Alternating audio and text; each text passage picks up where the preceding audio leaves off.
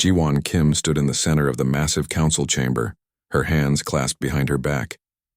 The room was cold and silent. Above her, 12 alien representatives sat in a circle, looking down at her like judges ready to pass sentence. Their forms were strange and varied. Some looked like crystals that glowed with inner light. Others had bodies made of what seemed like living metal. A few had shapes that hurt to look at for too long. She had prepared for this moment for months. Next to her stood Daeho Park, the smartest scientist Earth had ever produced. He held a data tablet close to his chest. It contained every piece of evidence that proved humanity was innocent. But as Ji-won looked up at the alien faces, she felt a cold certainty settle in her stomach. They had already decided. The lead prosecutor rose from its seat. It was a being made entirely of blue crystal, its body refracting light into rainbow patterns across the chamber walls. When it spoke, its voice sounded like breaking glass. Humanity stands accused of 3 violations of galactic law, the crystal being announced. First, aggressive expansion into 17 neutral zones. Second, development of forbidden quantum disruption weapons. Third, refusal to comply with the genetic purity protocols that all civilized species must follow. Ji-won stepped forward. We can explain each of these charges. The so-called aggressive expansion was defensive. We were protecting our colonists from pirate attacks. The council refused to help us, so we had to help ourselves. You established military bases, another council member interrupted. This one looked like a floating sphere of dark matter. You brought weapons into peace zones. We brought protection, Ji-won said firmly. Our people were dying. Children were being kidnapped and sold as slaves. We asked for your help 17 times. You ignored every request. Daeho held up his tablet. I have records of every communication, every plea for assistance. The council did nothing while our people suffered. The crystal being tilted its head. Your species is young and violent. You do not understand the greater order. The neutral zones exist to prevent chaos. You violated that order. We prevented our extinction, Ji-won shot back. The chamber fell silent for a moment. Then another council member spoke. This one had the appearance of a massive floating brain surrounded by tentacles. Its voice echoed directly in Ji-won's mind, making her head ache. The weapons you developed violate the Treaty of Endless Peace. Quantum disruption technology tears at the fabric of space itself. Such weapons are banned by unanimous agreement. Daeho spoke up, his voice shaking slightly. We only researched the technology. We never built a working prototype. And we only began research after we detected similar weapons being used by the pirate fleets that attacked us. Lies, the brain creature said flatly. You seek to justify the unjustifiable. Your species is dangerous. You refuse to accept your place in the galactic order. Ji-won felt anger rising in her chest. Our place? You mean beneath you? You want us to follow your genetic purity protocols, to alter our DNA to match your standards, to make ourselves less human so we fit your definition of civilized. We refuse. Then you refuse civilization itself, the crystal prosecutor said. Every species in this chamber has undergone the protocols. It is the foundation of galactic harmony. It removes aggression. It removes chaos. It makes peace possible. It makes slaves, Ji-won said quietly. You want us to cut out the parts of ourselves that make us human. Our passion, our drive to explore, our refusal to give up when things get hard. You call it chaos. We call it being alive. The council members spoke among themselves in languages that made no sense to human ears. Strange sounds filled the chamber. Chirps and whistles and grinding noises. Finally, they fell silent. The crystal prosecutor stood again. The council has reached its verdict. Humanity is found guilty of all charges. The sentence is banishment. All humans will evacuate Earth and all colonized worlds within 60 days. You will be relocated to the frontier reaches beyond the galactic rim. No human will be permitted to return to council space under penalty of death. This decision is final and without appeal.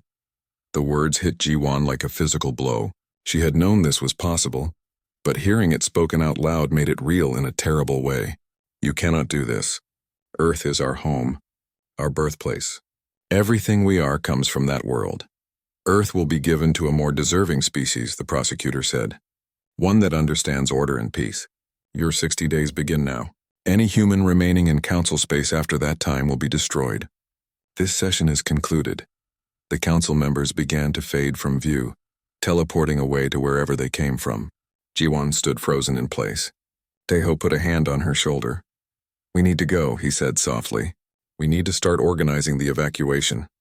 Ji-won nodded numbly. They walked out of the chamber and onto the transport ship that would take them back to Earth. Through the viewport, she could see her home planet turning slowly below. The blue and green world that had given birth to humanity, the world they were about to lose. The next 60 days passed in a blur of desperate activity. Every spaceship humanity possessed was pressed into service. Military vessels, cargo haulers, passenger liners, even old generation ships that had been sitting in museums. They loaded people as fast as they could. Billions of humans saying goodbye to everything they knew. Ji-won coordinated the evacuation from orbit. She watched as city after city went dark, as people filed onto ships with whatever possessions they could carry. She saw children crying, old people taking one last look at the sky, families being split apart as they were assigned to different colony ships. Her brother Minho was on one of those ships. He was only 16. He sent her a final message before his ship departed. His face appeared on her screen, trying to look brave but failing. "I will see you again, sister. Wherever we end up, we will survive. We are human. We do not give up." Ji-won wanted to tell him everything would be okay, that this was all a mistake that would be fixed. But she could not lie to him. Instead, she said, "I love you. Stay strong. Take care of the others." The transmission ended. Minho's ship joined thousands of others heading out into the dark. Ji-won watched them go, her reflection visible in the viewport. She looked tired, older than her 35 years, but her eyes were still fierce. On the 60th day, the last human ship left Earth's orbit. Ji-won was on it, commanding the final evacuation. As they pulled away, she watched council drones descend on the planet below. They began systematically dismantling human cities, erasing any trace that humanity had ever lived there. She made a promise to herself in that moment, a vow that burned in her chest like a fire. Humanity would survive this. They would grow strong in their exile. And one day, no matter how long it took, they would come home. The ship turned away from Earth and headed toward the frontier reaches, toward an unknown future in a hostile part of space that no one had ever properly mapped. Behind them, their home disappeared from view. Ahead lay only darkness and distant stars, but Ji-won was not afraid. She had seen what humans could do when pushed to their limits. They had survived ice ages and plagues and wars. They had climbed out of caves and reached for the stars. A few powerful aliens thought they could break humanity by taking away their home. They were wrong. The journey to the frontier reaches would take months. Months of traveling through empty space toward a region the Council considered worthless. But somewhere out there, humanity would build something new. Something the Council never expected. Ji-won touched the viewport one last time, as if reaching back toward the home she had lost. Then she turned away and walked toward the bridge. There was work to do, a species to save, a future to build from nothing. The exile had begun. 2 years had passed since the exile began. Captain Hyunwoo Lee stood on the bridge of the colony ship Perseverance, staring at the dying red star that hung in the void before them. The star was old and sick, bleeding radiation into space. It gave barely enough light to see by. Around it orbited 3 dead worlds and an asteroid field that looked like the bones of planets that had been smashed apart long ago. This was humanity's new home. This was what they had been given in exchange for Earth. "Life support is at 60%, reported Yoonji Choi from the engineering station. She looked exhausted. Dark circles under her eyes spoke of too many nights without sleep. "I can keep it running for another month, maybe 2. After that, we will need replacement parts we do not have." Hyunwoo nodded slowly. It was the same story on all 13 human colonies scattered across the frontier reaches. Everything was breaking down. They had left Earth in a hurry, taking whatever ships and supplies they could grab. Nothing was built to last this long in such a hostile environment. People were dying, not quickly but slowly, a few every week from equipment failures or accidents or simple despair. "Keep doing what you can," he told Yoonji. "I am taking a team to survey the asteroid field. Maybe we can find something useful." Yoonji looked up sharply. "That field is dangerous. The asteroids drift in unpredictable patterns. One wrong move and you could be crushed." "We will be careful," Hyunwoo said. "But we need resources.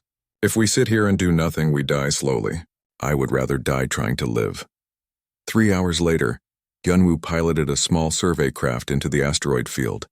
With him were 2 others, a young pilot named Sora and a scientist called Junho. They navigated carefully between the tumbling rocks, scanning for anything that might be useful. Metal ores, water ice, anything at all there, Junho said, pointing at his scanner. I am getting strange readings from that large asteroid. It is too regular to be natural. Hyunwoo changed course, bringing them closer. As they approached, he saw that Junho was right. The asteroid was not an asteroid at all. It was a structure, something built by intelligent hands a very long time ago. It was shaped like a massive ring, easily a kilometer across. Its surface was pitted and scarred from countless meteor impacts, but it was clearly artificial. What is it? Sora whispered. Only one way to find out, Hyunwoo said. He brought the craft alongside the structure and found what looked like a docking port. Incredibly, it still worked. The ancient mechanisms engaged, pulling them in and sealing around their ship. They put on their suits and entered the structure. Inside was darkness. Hyunwoo activated his helmet light and the beam cut through the black. The walls around them were covered in strange symbols that seemed to shift and change as he looked at them. The corridor stretched ahead, perfectly preserved despite what must have been thousands of years of abandonment. We should go back and report this, Sora said nervously. Soon, Hyunwoo replied. Let us see what we can find first. They moved deeper into the structure. The corridor opened into a vast chamber. At its center stood something that looked like a control console, still faintly glowing with blue light. Around the walls were panels covered in more of the shifting symbols, and everywhere there were images. Pictures of beings that looked almost human, but not quite. They had 4 arms and eyes that glowed with inner light. Junho approached the console carefully. This technology is incredible, far more advanced than anything the Council has. This place must be ancient. Hyunwoo was looking at the images on the walls. They seemed to tell a story. He saw the 4-armed beings building great cities among the stars. He saw them welcoming other species, helping them grow and thrive. He saw a galaxy full of life and cooperation. Then the story changed. He saw war. He saw the 4-armed beings fighting against other species. Species that looked familiar. Species he recognized from the Council. He saw the 4-armed beings losing. He saw their cities burning. He saw them being hunted to extinction. Junho, he said quietly, I think we just found something the Council does not want anyone to know about. What do you mean? These beings, they ruled the galaxy before the Council, and the Council destroyed them. Junho had activated the console. Suddenly the chamber came to life. Lights blazed on all around them. A holographic figure appeared above the console. It was one of the 4-armed beings, speaking in a language they could not understand. But as they watched, the figure seemed to notice them. It paused, then began speaking again. This time, words appeared in the air, translating into human language. Greetings, unknown travelers. I am the Archive Keeper. If you are seeing this message, then my people are gone. We are the architects. We built this galaxy into a place of peace and diversity. We believed all intelligent life had value. We believed in freedom and growth and change. The holographic figure paused, and when it spoke again, there was deep sadness in its voice. We were betrayed by those we helped. The species you know as the Council turned against us. They believed in order above all things. They believed in genetic purity. They believed that chaos must be eliminated. When we refused to enforce their vision, they destroyed us. They hunted us across 1,000 worlds. They erased our cities and our history. This archive is all that remains. Hyunwoo, Junho, and Sora stood frozen, listening to the words of a dead civilization. If you are hearing this, you are likely outcasts like we became. The Council tolerates no dissent. They fear change above all things. But I have left you gifts. In this archive you will find our technology, our weapons, our shields, our knowledge. Use it. Survive. And perhaps one day show the galaxy that the Council's way is not the only way. The holographic figure faded. In its place, displays lit up all around the chamber. Schematics for ships. Designs for weapons that looked like they could tear holes in space. Shield systems that could adapt to any attack. Power sources that could run forever without fuel. Junho was already recording everything, his hands shaking with excitement. This is incredible. With this technology, we could defend ourselves. We could build real colonies. We could survive. Hyunwoo was looking at the weapon designs. We could do more than survive. He sent an emergency transmission back to the Perseverance. Within hours, Deho Park arrived with a full science team. The old scientist moved through the archive like a man in a dream. examining everything with wide eyes. "This changes everything," Deho said after reviewing the data. "The Council has been lying to the entire galaxy. They are not peacekeepers. They are conquerors who eliminated everyone who disagreed with them." "Can we use this technology?" Hyunwoo asked. "Yes, it will take time. We will need to adapt it to our ships and our understanding. But yes, we can use it." Deho turned to look at Hyunwoo. "The question is, what do we do with it?" Hyunwoo was quiet for a long moment. He thought about the Perseverance, struggling to keep its people alive. He thought about the other 12 colonies, each facing their own slow death. He thought about Earth, the home they had been forced to abandon. "We use it to survive," he said finally. "We use it to build something the Council did not think we could build. We use it to show them they made a mistake when they banished us."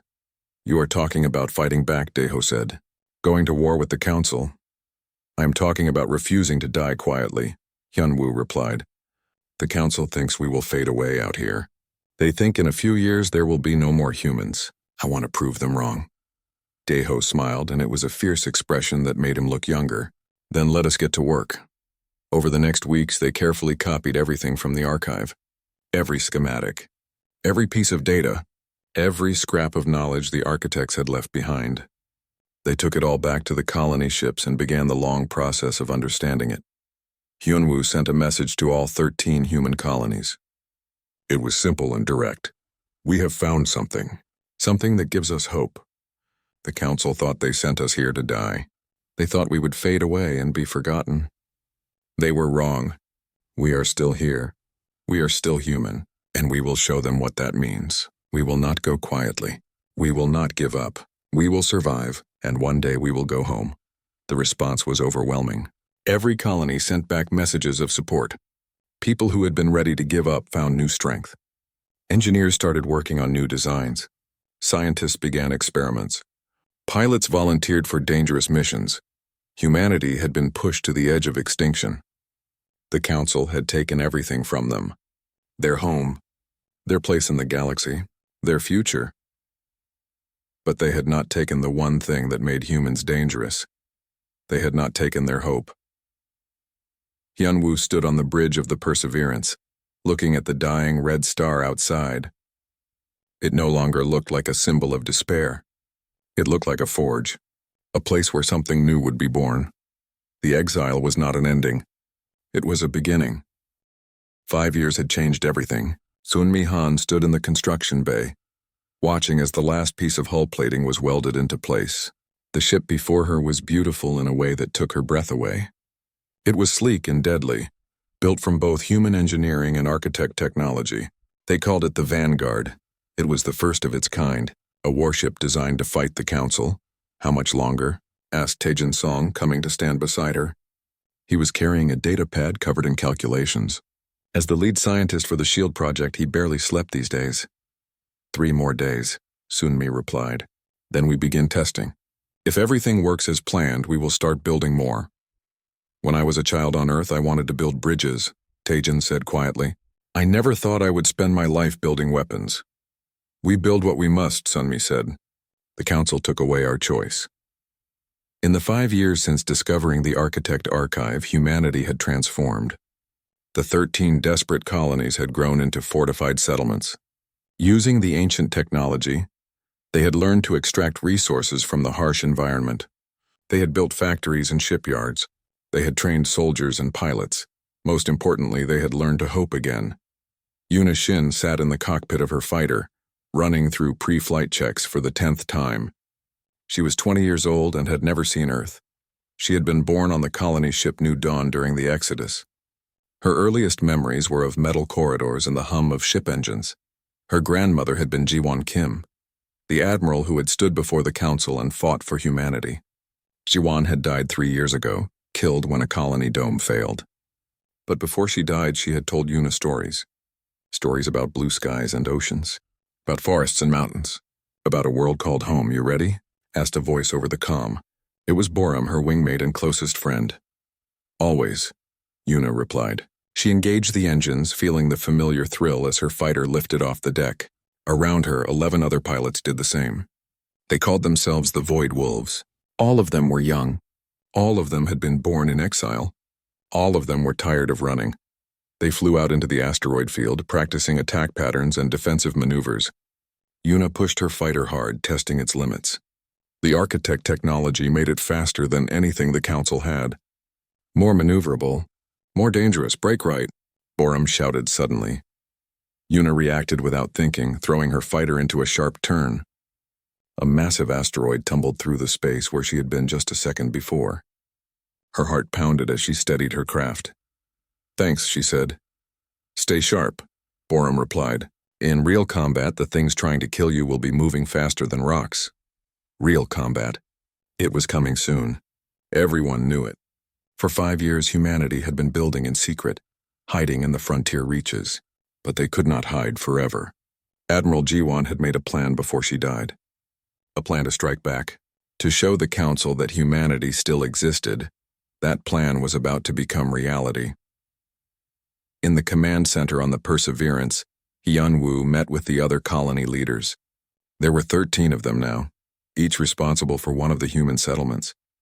They gathered around a holographic display showing Council space. "Our scouts have identified a target," Hyunwoo began. "A supply convoy traveling through the outer sectors. 20 cargo ships with minimal escort. They are carrying equipment and supplies to Council colonies." "We attack them?" asked Min-seok, leader of the Haven Station colony. "We take what we need," Hyunwoo corrected. "Food, medical supplies, spare parts. We let the Council know we are still here." "This will provoke them," said another leader. Her name was Haeun, and she commanded the colony on the ice world they had named New Seoul. "They will send warships to hunt us." "Good," Hyunwoo said simply. "Let them come. Let them see what we have become." Not everyone agreed. Dr. Kyung-ho Nam stood at the back of the room, his arms crossed. He was the leader of the agricultural colony on Haven Station, a man dedicated to peace and growth. "Violence will only justify their decision to exile us," Kyung-ho said. "If we attack them, we prove that we are the monsters they claimed we were." "They made us monsters," Hyunwoo replied. "They took our home. They scattered us across the void. They expected us to die quietly." "I refuse. There must be another way," Kyung-ho insisted. "We should try to talk to them. To negotiate. Some Council species might be sympathetic to our situation." "The Council does not negotiate with those it has condemned," Hyunwoo said. "They understand only strength. So we will show them strength." The vote was taken. 10 colonies voted to proceed with the attack. 3, including Kyung-ho's Haven Station, abstained. The plan would move forward. 2 weeks later, the first strike was launched. 6 Vanguard-class warships dropped out of faster-than-light travel next to the Council supply convoy. The escort ships, old cruisers from a minor Council species, never had a chance. The human ships were too fast, their shields too strong. Yuna led the fighter squadrons, her Void Wolves darting between the cargo ships. They disabled engines and weapon systems with precision strikes, being careful not to destroy the ships entirely. They needed what was inside. Within 30 minutes, it was over. The cargo ships were captured, their crews placed in escape pods and released. The supplies were transferred to human ships. Then the Vanguard-class vessels vanished back into faster-than-light travel, leaving no trace behind. But they left a message. It was broadcast on all Council frequencies, appearing on every screen in known space. The message showed Hyunwoo's face, scarred from years of hard living but unbowed. "This is Captain Hyunwoo Lee of the Human Resistance. 5 years ago you banished us from our home. You thought we would die in the darkness beyond your borders. You were wrong. We have survived. We have grown strong, and we will no longer hide. This is the first of many operations. We are taking back what you denied us. The right to exist. The right to live. The right to go home. You wanted us gone, but we are still here, and we will make you remember us." The message ended. Across Council space there was chaos. Some species were angry, demanding immediate retaliation. Others were afraid, realizing that the humans they had dismissed as primitive and weak had become something dangerous. A few were curious, wondering what had happened in those 5 years of exile. On the Perseverance, Hyunwoo watched the reports coming in. The Council was in disarray, arguing about how to respond. That was good. Confusion was a weapon as powerful as any gun. Sunmi brought him a report on the captured supplies. "Enough food to feed all our colonies for 6 months. Medical equipment we desperately needed. And something unexpected. What? Engineering data. Schematics for Council weapons and defenses. Apparently one of those cargo ships was carrying classified information. Hyunwoo smiled. Then our timing was better than we knew. Give that data to Taejin. Let him see what he can learn. Over the next months, humanity launched more strikes. They hit isolated Council outposts, taking supplies and equipment. They attacked communication stations, disrupting Council coordination. They ambushed patrol ships, capturing advanced technology. Each strike was carefully planned and perfectly executed. The human ships would appear, strike hard, and vanish before reinforcements could arrive. The Council began to fear the darkness beyond their borders, wondering where the humans would appear next. But the strikes had another purpose. Each one spread a message across Council space. Each one included data from the Architect Archive, showing the true history of the galaxy, showing how the Council had risen to power through genocide, showing that the peace they claimed to protect was built on a foundation of blood. Some Council species began to question their leaders. The Veltus Collective, a species of warriors who valued honor above all, started to doubt whether serving the Council was truly honorable. The Kalem, peaceful ocean dwellers, were horrified to learn what their government had done in their name. Cracks were forming in the Council's unity. Small cracks, barely visible, but cracks nonetheless. Kyung-ho watched all of this with growing concern. He met with Hyunwoo privately, trying one last time to change his mind. You are winning battles, Kyung-ho said, but you are also making enemies. The Council will not tolerate this forever. They will come for us with everything they have. I know, Hyunwoo replied. I am counting on it. You want them to attack? I want them to see us as a threat. I want them to take us seriously. Only then can we negotiate from a position of strength. Or only then will they destroy us completely, Kyung-ho said. Maybe, Hyunwoo admitted. But I would rather die fighting than live on my knees. My children will not grow up believing that humanity deserves to be exiled. They will grow up knowing we fought back. Kyung-ho left the meeting frustrated but not angry. He understood Hyunwoo's position even if he disagreed with it. War and peace were two sides of the same coin. Perhaps they needed both. Yuna returned from another successful mission, her fighter scorched but intact. She climbed out of the cockpit and found Sunmi waiting for her. The Admiral wants to see you, Sunmi said. Yuna made her way to the command center. The Admiral now was Ji-won's former second-in-command, a stern woman named Insun. She looked up as Yuna entered. Your grandmother would be proud of you, Insun said. You fly like she commanded, with courage and precision. The Cerulean Nexus hung in space like a massive fortress. It orbited a gas giant with rings of ice and rock, a structure so large it had its own gravity. The station served as the Council's regional command center, controlling military operations across 12 sectors. Taking it would be humanity's boldest move yet. Admiral Insun stood on the bridge of the Unyielding Hope, the flagship of the human fleet. Around her, 20 Vanguard-class warships prepared for battle. It was the largest force humanity had assembled since the exile began. All ships report ready, said the communications officer. Insun took a deep breath. This was the moment everything had been building toward. 5 years of survival, 5 years of building and planning, 5 years of refusing to die. It all came down to the next few hours. Launch fighters, she ordered. Begin the attack.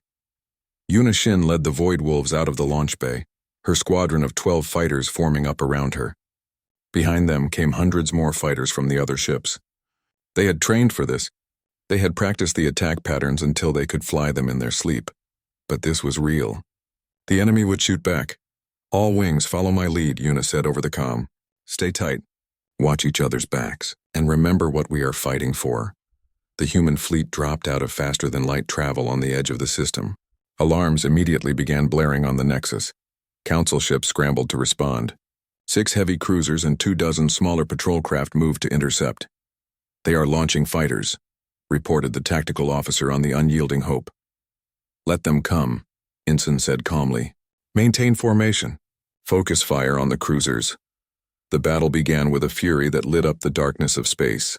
The Vanguard-class ships moved with speed and grace that the Council vessels could not match. They danced between incoming fire, their architect shields absorbing hits that would have destroyed normal ships. Their weapons, enhanced with ancient technology, tore through enemy armor like paper. Yuna dove into the swarm of enemy fighters, her wingmate Borum right beside her. The council fighters were piloted by various species, each with different strengths. Some were fast. Some were heavily armored. Some fired weapons that bent space itself. But none of them had grown up in the harsh environment of the frontier reaches. None of them had learned to fly among asteroid fields and radiation storms. None of them were fighting for their right to exist. "Break left," Una shouted as enemy fire streaked past her canopy. She rolled her fighter, coming around behind an enemy craft and firing. The enemy exploded in a brief flash of light. All around her the battle raged. Human fighters weaved through the chaos, their superior maneuverability giving them an edge. But the council had numbers. For every enemy fighter destroyed, 2 more appeared. "We need to take out those cruisers," Baram said, her voice tight. "They are launching too many fighters." "Agreed," Una replied. "All Void Wolves form up on me. We are going for the command cruiser." They dove toward the largest council vessel, dodging fire from its defensive turrets. Una's targeting computer locked onto the ship's engine section. She fired, her missiles streaking across the distance and slamming into the cruiser's drive systems. Explosions rippled along the ship's hull, but the cruiser did not die. Its shields held, damaged but still functional, and now its weapons were all turning toward the Void Wolves. "Scatter," Una ordered. Meanwhile, Hyunwoo led the ground assault. Boarding pods launched from the human ships, using the architect technology to slip through the Nexus's shields. The pods latched onto the station's hull and cut through, depositing soldiers directly inside. Hyunwoo was the first through the breach, his combat armor powered by technology that made him stronger and faster. Behind him came 50 more soldiers, each trained for close combat in zero gravity. They fought their way through the station corridors. Council defenders tried to stop them, but they were not prepared for the speed and ferocity of the human attack. Hyunwoo's team moved like a storm, overwhelming each defensive position before the enemy could coordinate a response. "We need to reach the command center," Hyunwoo said over the comm. "Eunji, how much longer?" Yoonji Choi was still on the unyielding Hope, working her technical magic from a distance. "I am breaking through their security systems now. Give me 5 more minutes and I will have access to their communications array." "You have 3 minutes," Hyunwoo replied. "After that, they will realize what we are doing and shut everything down."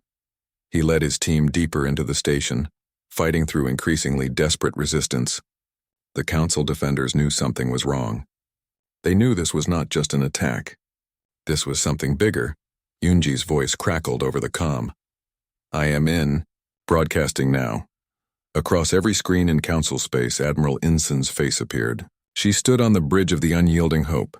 Behind her, visible through the viewport, the battle raging around the Cerulean Nexus. "People of the Galactic Council," she began. "I am Admiral Inson of the Human Resistance. 6 years ago, your leaders banished my people from their home. They claimed we were dangerous, that we were violent and chaotic. They said we refused to accept civilized order." She paused, letting the words sink in. "But we have evidence that tells a different story. Evidence found in the archives of the architects, the species that ruled this galaxy before the Council. The species your leaders exterminated because they believed in freedom and diversity instead of genetic purity and forced order." On screens across the galaxy, data from the Architect Archive began to play. Images of the great civilization that had been. Images of the Council species rising up against them. Images of genocide and lies. "Your leaders have been lying to you for 50,000 years, Insun continued. "They built their power on the corpses of those who disagreed with them. They enforced peace through fear and genetic manipulation. They banished us because we refused to cut away the parts of ourselves that make us human. Our passion, our creativity, our refusal to give up when faced with impossible odds." The battle continued around her, explosions visible through the viewport. "We do not seek conquest. We do not want to rule over you. We want only what was taken from us. The right to exist. The right to return to our home. The right to live free. We call on all species in the Council to question your leaders, to demand the truth, to decide for yourselves whether the order they provide is worth the freedom they take." She leaned forward, her eyes fierce. "This is not the end. This is only the beginning. We will not stop. We will not fade away. We are human, and we do not give up." The transmission ended. The battle for the Cerulean Nexus raged on, but something had changed. On one of the Council cruisers, the commander was a member of the Veltus Collective, a warrior species that valued honor and truth. He had watched Inson's message. He had seen the evidence from the Architect Archive, and he made a decision. All Velthus ships, he ordered. Cease fire. His officers looked at him in shock. Commander, we are under attack. We are enforcing a lie, the commander replied. I will not kill these humans for defending themselves. I will not be part of genocide. Stand down! 3 of the council cruisers stopped firing. Their crews, composed mainly of Velthus warriors, refused to continue the battle. The sudden loss of firepower threw the council forces into confusion. Yuna saw the cruisers going quiet and pressed the advantage. All fighters target the remaining hostile ships. Push them back! The tide of battle turned. With the Velthus ships standing down, the human forces had numerical parity. Their superior technology did the rest. One by one, the council ships were disabled or destroyed. The fighters that continued to fight were overwhelmed and forced to retreat. Inside the station, Hyunwoo reached the command center. The council officers inside tried to resist, but they were no match for human soldiers in powered armor. Within minutes, the command center was secured. Station is ours, Hyunwoo reported. Acknowledged, Insun replied. Begin evacuation procedures. We cannot hold this position, but we have made our point. That was when everything went wrong. Hyunwoo felt the explosion before he heard it. The entire station shook and alarms began blaring. What was that? Multiple breaches on the lower levels, one of his soldiers reported. The station is venting atmosphere. Council reinforcements? Hyunwoo asked. No. Yoonji's voice came over the comm, filled with alarm. The station's reactor. It is going critical. Someone activated the self-destruct. Hyunwoo looked at the council officers they had captured. One of them, a crystalline being, met his eyes. There was something like satisfaction in that alien gaze.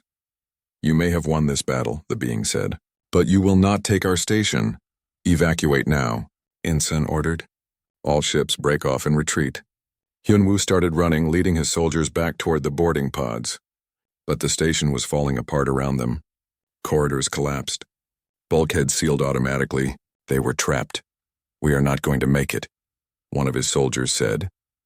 Hyunwoo looked around at the men and women with him. Young faces, old faces, all of them trusting him to get them home. He had known this moment might come. Had known that survival sometimes required sacrifice. Yes, you will, he said quietly. He turned to his second in command, a young woman named Jihye. Take command. Get everyone to the pods. I will buy you time. Captain, no. The news spread across the galaxy like fire. The Galactic Council was assembling the largest armada ever seen. 3,000 warships from every member species, all converging on one destination, the frontier reaches. They were coming to end humanity once and for all. Admiral Insun stood in the command center of the Unyielding Hope, studying the reports. The numbers were overwhelming. Humanity had 50 warships. The Council had 3,000. Even with superior technology, those odds were impossible. They mean to exterminate us, said Taejin Song quietly. He stood beside her, his face drawn. In the year since the battle at the Cerulean Nexus, he had aged a decade. They all had. Yes, Insun agreed. They are afraid now. Afraid that what we started will spread. They want to crush us before we inspire others to rebel. Can we win? Insun looked at him for a long moment. No, not in a straight fight. But we do not need to win. We just need to survive long enough to change the equation. She pulled up a star map showing their current position. The frontier reaches lay on the outer edge of known space. Beyond it was only empty void and darkness. But between them and that void lay one very important place, Earth. The Council thinks we will run, Insun said. Flee deeper into the unknown. But I have a different plan. We go home, Taejin stared at her. Earth? But the Council has fortified it. They have turned our home into a military stronghold. Exactly. They made it valuable, and if we can take it, if we can show the galaxy that humans have returned to Earth, we shift everything. We stop being hunted refugees. We become a legitimate force. It is insane. It is human, Insun replied with a smile. Get me Dr. Kyungho. We are going to need his help. Kyungho Nam arrived an hour later, confused about why he had been summoned. For the past year, he had kept Haven Station neutral, refusing to participate in military operations but providing food and medical care to anyone who needed it. He and Insun had not spoken much since Hyunwoo's death. You want to attack Earth? Kyung-ho said when Insun explained her plan. With 50 ships against the entire council fleet? Not attack, Insun corrected. Liberate. And we will not be alone. She activated a holographic display. It showed 3 council species. The Velthus Collective, whose ships had ceased fire at the Cerulean Nexus. The Kalem, peaceful ocean dwellers horrified by their government's actions. And the Vrin, an insectoid species who communicated in mathematical patterns and had concluded that the council was statistically immoral. These 3 species have been in secret contact with us, Insun explained. They are willing to defect, to join us in demanding reform, but they need proof that we can succeed. They need a symbol. Earth is that symbol. You want me to negotiate with them, Kyung-ho said. You are the only one they trust. You have never fired a weapon. You represent the peaceful side of humanity. Work with them. Convince them to stand with us when the moment comes. Kyung-ho was quiet for a long moment. Then he nodded. I will try.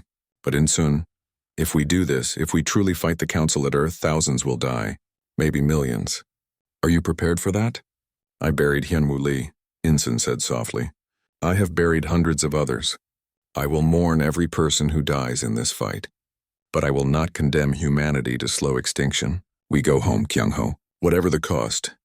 Yuna Shin sat in the cockpit of her fighter making final preparations. Around her, the Void Wolves did the same.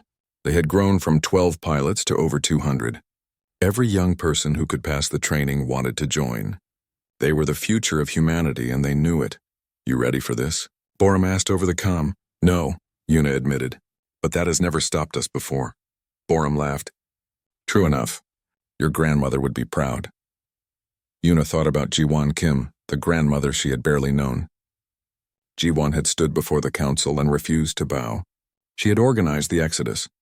She had kept humanity alive in those first desperate years, and she had believed, always believed, that they would go home someday. I hope so, Yuna said quietly. The human fleet gathered at a rendezvous point in deep space. 50 warships, 200 fighters, 30,000 soldiers ready to board and take Earth's surface. It was everything humanity had built in 7 years of exile, and it might not be enough. Insun addressed the fleet from the bridge of the unyielding hope. Her face appeared on every screen, visible to every human preparing for battle. 7 years ago, we were banished from our home. The council said we were too dangerous, too chaotic, too unpredictable. They scattered us across the void and expected us to die. But we did not die. We survived, we built, we grew strong, and now we are going home. She paused, letting her words sink in. The council has assembled an armada to destroy us. 3,000 ships against our 50. They think the battle is already won. They are wrong. Because they do not understand what they are fighting. They are not fighting ships or weapons. They are fighting an idea. The idea that all beings have the right to exist free. The idea that diversity makes us strong, not weak. The idea that home is worth fighting for. Her voice grew stronger. In a few hours we will jump to Earth. Some of us will not survive. That is the truth, and I will not lie to you about it. But those who do survive will see our home again. They will walk on Earth. They will breathe its air and feel its sun. And they will know that we earned our place there. Not because the council gave us permission, but because we took it back. She looked directly into the camera, as if seeing each person individually. We are human. We do not give up. We do not fade away. We go home. The fleet jumped to hyperspace. The journey took hours, time spent in nervous preparation. Soldiers checked their equipment. Pilots ran final diagnostics. Engineers made sure every system was operating at peak efficiency. Taejin Song spent that time activating the final gift from the architects. It was something they had kept secret, saving it for this moment, a massive energy field generator that could disable weapons across a huge area of space. It would only work once and only for a few minutes. But those minutes might be enough. When they emerged from hyperspace, Earth hung before them like a jewel. Blue and green and white, exactly as it appeared in every recording and photograph. Home. But between them and Earth stood the Council fleet. 3,000 ships in defensive formation, weapons charged and ready. All ships, Insun ordered. Attack formation. Target the command vessels. Prepare to activate the architect field on my mark. The battle began. Human ships darted forward impossibly fast, their movements coordinated with machine precision. The Void Wolves launched, Yuna leading them straight toward the Council's largest battleship. Enemy fire filled space, a deadly web of energy and missiles. Now! Insun shouted. Tejan activated the architect field. A wave of energy pulsed out from the human fleet, washing over the Council ships. For 3 minutes, every weapon in the area stopped working. Missiles froze mid-flight. Energy beams cut out. Shields flickered and died. The Council fleet was helpless, all ships full attack. Insun ordered. Human weapons had been modified to work through the field. They opened fire, targeting engines and power systems.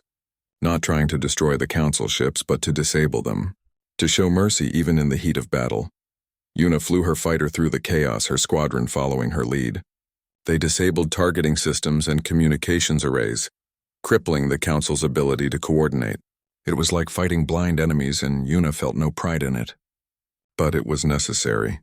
Then the field collapsed, its energy spent. The Council weapons came back online. The battle became savage. Council ships, enraged by the trick, opened fire with everything they had. 2 human warships exploded in the opening seconds. Then 3 more. The odds were still overwhelming. That was when Dr. Kyung-ho's negotiations bore fruit. 300 Velthis warships dropped out of hyperspace on the Council's flank. 200 Kalem vessels appeared on the other side. And 100 Vryn ships, strange geometric constructs that hurt to look at, materialized directly above the Council formation. Kyung-ho's voice came over the open channel. Council leaders, this is Dr. Kyung-ho Nam of humanity. These species stand with us. They demand an end to the genocide. They demand the right for all beings to exist free. Stand down or face united opposition. The Council fleet wavered. Ships stopped firing, their crews confused and frightened. This was not supposed to happen. Council species did not rebel. They did not defect. But 3 of them just had. The Council's leadership, watching from their command ship safely behind the battle lines, made one final, desperate decision. If they could not defeat humanity in battle, they would make sure no one could have Earth. They activated a doomsday weapon, an ancient device left over from the wars that destroyed the architects. It would tear Earth apart, rendering it uninhabitable forever. Insun saw the weapon powering up, a massive construct hidden on the dark side of Earth's moon. She knew what it was, knew what it would do, and she knew there was only one way to stop it. Yunji, she said calmly, you have command. Get everyone home. Admiral, no, but Insun was already moving. She took a fighter, one of the fast scout models. She launched from the unyielding Hope and flew straight toward the doomsday weapon, pushing the engines beyond their limits. Yuna saw what Insun was doing. Admiral, wait. Let me— No, child, Insun replied. You are the future. I am just someone who—